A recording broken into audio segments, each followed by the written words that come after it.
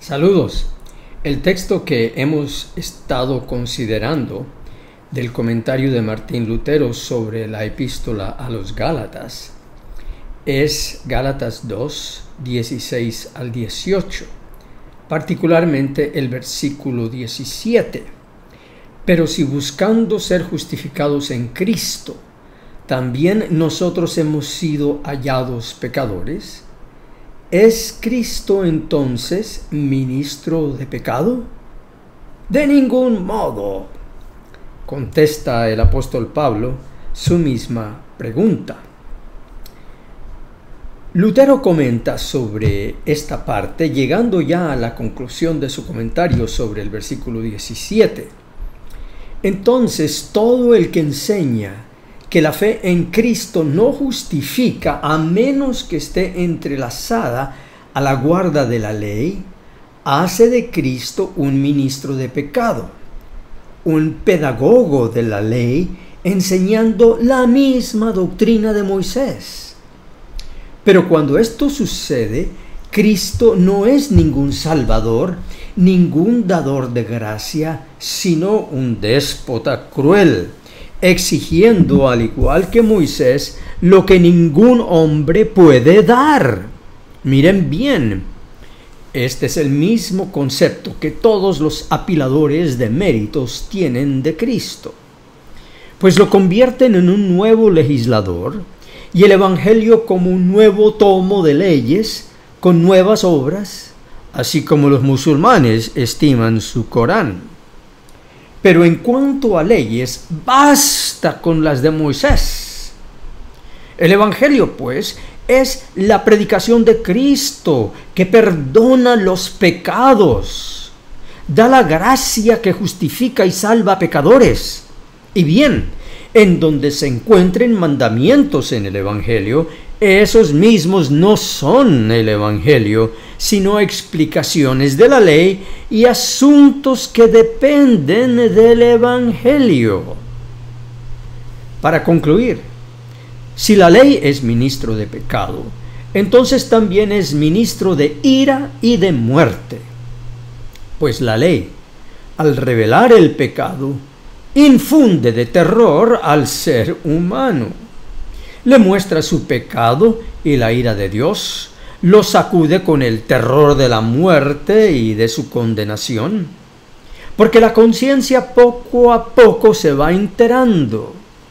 No has guardado los mandamientos, por lo que Dios tiene ira contra ti. Si tiene ira contra ti, te destruirá y condenará para siempre. Llega a pensar que la consecuencia es infalible. He pecado, debo morir. De ahí sigue que el ministerio del pecado es el ministerio de la ira y la condenación. Pues una vez revelado el pecado, prosigue la ira de Dios, la muerte y la condenación.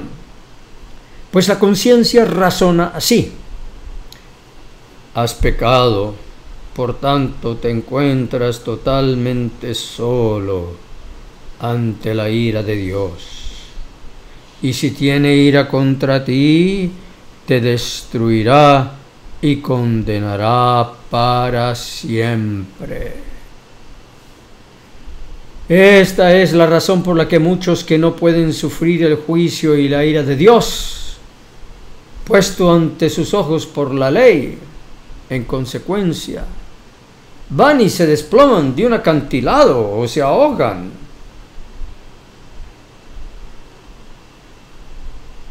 O si no, nos dice la experiencia, sufren continuamente de culpa, somatizan esa culpa y sufren continuamente de algún malestar, de enfermedad, pero hipócritamente ante la gente dicen que todo va bien, pero por dentro están sufriendo, porque todo lo que hacen al perseguir la ley y no a Cristo es encontrar ira y condenación. Por eso el apóstol Pablo responde a su misma pregunta: ¿es Cristo pues ministro de pecado?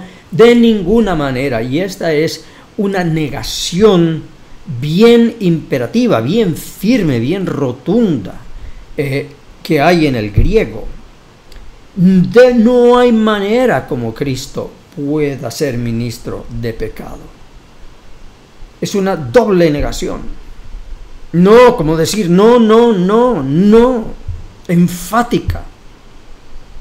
Es como si Pablo hubiera dicho: Cristo no es el ministro del pecado, sino el dador de justicia y vida eterna.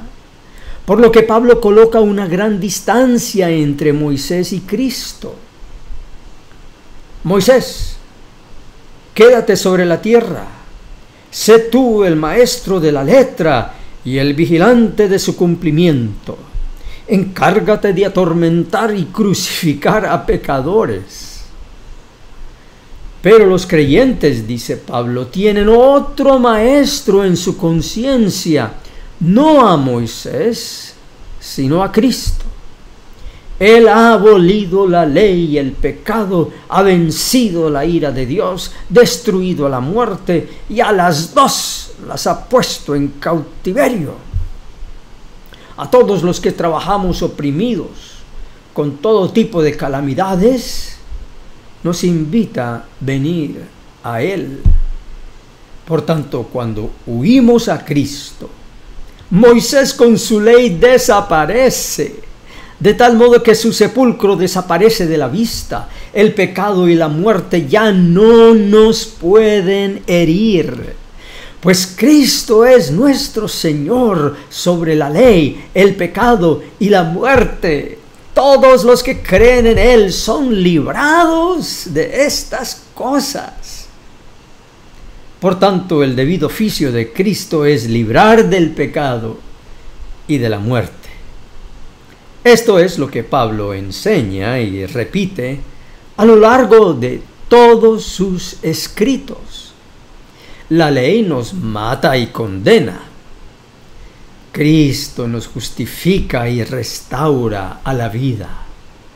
La ley nos aterroriza y nos aleja de Cristo. Pero Cristo nos reconcilia con Dios y nos abre la entrada para que nos acerquemos osadamente ante Él. Pues Él es el Cordero de Dios que quita el pecado del mundo. Bien, si quita el pecado del mundo, pues también quita mis pecados, pues he creído en Él. Si el pecado ha sido quitado, pues entonces también la ira de Dios, la muerte y la condenación han sido quitadas. En lugar del pecado entra la justicia. En lugar de la ira, la reconciliación y la gracia. En lugar de muerte, vida. En lugar de condenación, salvación. Aprendamos a practicar esta diferencia no solo en palabras, sino en la vida y la experiencia diaria, y también con nuestros sentimientos. Pues donde está Cristo, sin falta alguna habrá un corazón gozoso y una conciencia en paz. Pues Cristo es nuestra reconciliación, justicia, paz, vida, salvación. En resumen, todo lo que una conciencia afligida pudiera desear, lo encuentra abundantemente en Cristo. Pablo ahora pasa a ampliar su argumento y persuadir de la siguiente manera: porque si las cosas que destruí, las mismas vuelvo a edificar, transgresor me hago. Es como si dijera: ¿acaso piensan que ahora voy a construir las cosas que destruí con mi predicación? Yo no he estado perdiendo el tiempo. Si hiciera tal cosa, todo este tiempo hubiera estado trabajando en vano. Además, también me haría un transgresor derrocando todo, al igual que los falsos apóstoles. Es decir, si a la gracia y a Cristo los convierto en la ley y en Moisés, y por otro lado, si a la ley y a Moisés los convierto en gracia y Cristo, mediante el ministerio del Evangelio, he abolido al pecado, la pesadumbre de corazón, la ira y la muerte, pues así he enseñado. Tu conciencia está sujeta a la ley, al pecado y a la muerte. De estas no te pueden librar ni los hombres ni los ángeles. Pero ahora viene el Evangelio y te predica la remisión de pecados mediante Jesucristo, pues Él ha abolido la ley y ha destruido el pecado y la muerte. Cree en Él y así serás librado de la maldición de la ley y de la tiranía del pecado y de la muerte. Así serás justo y tendrás la vida eterna. Vean que de esta manera he destruido a la ley mediante la predicación del Evangelio. De esta manera ya no puedo seguir gobernando. El pecado ya no puede seguir gobernando mi conciencia, ni la ley puede seguir gobernando mi conciencia. Porque cuando mi nuevo huésped, voy a borrar esto de acá, mi nuevo huésped entra a la nueva morada, se instala solo, sin nadie más. Moisés, el viejo morador, tiene que desalojar la vivienda, tiene que irse para otro lado. De igual manera, donde viene a morar el nuevo huésped, ya no hay lugar para el pecado, la ira y la muerte. Ahora mora solo la gracia, la justicia, gozo, vida, verdadera confianza y afianzamiento en el Padre. Él ahora ya ha sido satisfecho y reconciliado con nosotros. Es bondadoso, grande en paciencia y lleno de misericordia, por amor a la predicación del Evangelio, edificando nuevamente sobre la ley y estableciendo nuevamente, por amor, aquí no leí bien, esto hay que leerlo otra vez.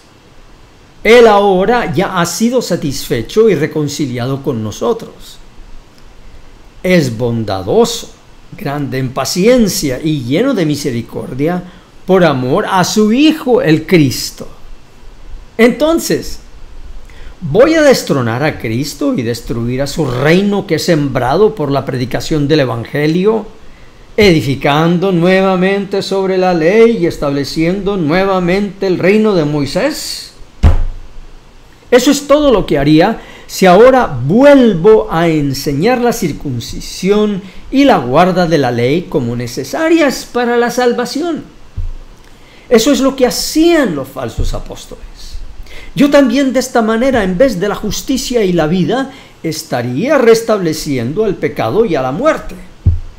Pues la ley no hace nada más que señalar el pecado, incita la ira de Dios y la muerte. Entonces les pregunto, les ruego que lo entiendan. Recuerden que aquí Lutero está dictando esta conferencia a sus seminaristas y se dirige a cada uno de ellos. ¿Cómo quedan los mejores eruditos del Papa? Como demoledores del reino de Cristo, pero diestros constructores del reino del diablo y el pecado, la ira y la muerte eterna. Sí, destruyen a la iglesia, lo que Dios ha edificado, no con la ley de Moisés como hacían los falsos apóstoles, sino mediante las tradiciones de los hombres y las doctrinas de diablos. Y hasta las sectas fanáticas hoy nos vienen pisando los talones, destruyen y destruirán vez tras vez lo que nosotros hemos construido. Construyen y construirán otra vez lo que nosotros hemos destruido y seguiremos